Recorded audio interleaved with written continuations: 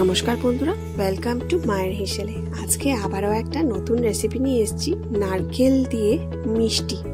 চলুন তাহলে রেসিপিটা শুরু করে দেওয়া যাক। প্রথমে নারকেলের শক্ত অংশটাকে বের করে দিয়ে খোসাটাকে ছাড়িয়ে নেওয়া হয়েছে, দিয়ে ছোটো ছোটো টুকরো করে সেটাকে মিক্সিতে ভালো করে পেস্ট করে নেওয়া হয়েছে। আপনারা কুড়েও কিন্তু এটা পেস্ট করতে পারেন।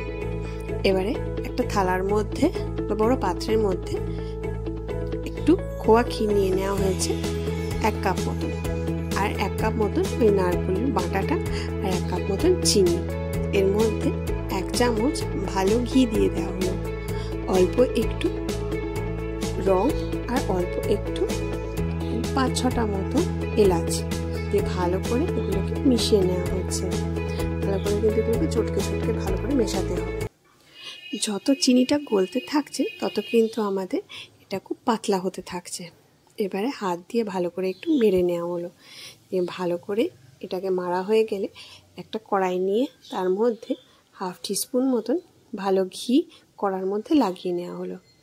তার মধ্যে এই যে নারকেলের যেটা বানানো হয়েছিল ব্যাটারটা, সেটাকে দিয়ে দেওয়া হলো। নারকেলের মাখাটা ভালো করে এবারে কিন্তু আমাদের নাড়তে থাকবে।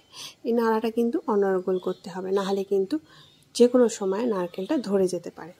আস্তে আস্তে রঙও চেঞ্জ হচ্ছে, আর আস্তে আস্তে কিন্তু আমাদের নারকেলের জলটা শুকিয়ে এটা একটা ঘন ঘন ভাব চলে আসছে। এটাকে কিন্তু একদম শুকনো করে নিতে হবে।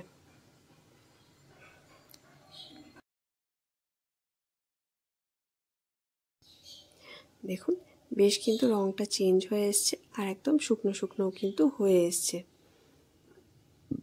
যেহেতু চিনিটা গলতে থাকছিল তাই জন্য কিন্তু একটু জল জলে ভাব বেশি হয়ে গেছিলো, কিন্তু নাড়তে নাড়তে এটা একদম শুকিয়ে গেছে। গ্যাসটা অফ করে 10 মিনিটের জন্য এটাকে কড়ার মধ্যে ছড়িয়ে রেখে দেওয়া হয়েছে। এবারে একটা পাত্রের মধ্যে একটু ঘি লাগিয়ে নেওয়া হলো, দিয়ে যেটা বানানো হয়েছিল সেটাকে এবারে ওইটা থালার মধ্যে একটু ছড়িয়ে রাখা হলো আরও খানিকক্ষণের জন্য, যে ঠান্ডা হয়ে গেলে এবারে ছোট্ট ছোট্ট ওখান থেকে নিয়ে ছাপের মধ্যে আপনারা যে কোনো ছাপ দিয়ে দিতে পারেন।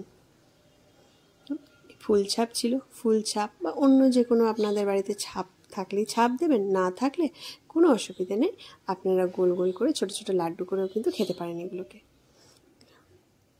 যেহেতু এটা নারকেলের মিষ্টি, তাই নারকেল ছাপ বা যা নাম দিলেই আপনারা হয়ে যাবে এই সুন্দর একটা নারকেল দিয়ে মিষ্টি রেসিপি।